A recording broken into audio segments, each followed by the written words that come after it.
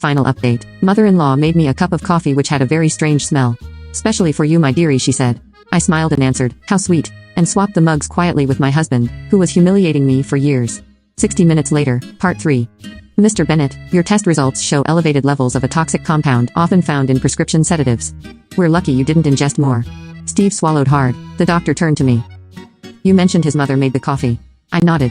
Yes, she made it for me, but Steve drank it instead. The doctor's expression darkened. We'll need to report this to the authorities. Cases like this don't just get ignored. Steve closed his eyes, his fingers clenched into fists against the hospital sheets. He knew the consequences were coming. The doctor gave me a small nod before walking away, leaving the two of us in thick, suffocating silence. And then finally, Steve spoke. I didn't know. I let out a breath, leaning back against the chair. Didn't you? His jaw tensed. I didn't expect him to admit it. I didn't expect him to apologize. Steve wasn't the kind of man who apologized. But for the first time, he couldn't meet my eyes. The silence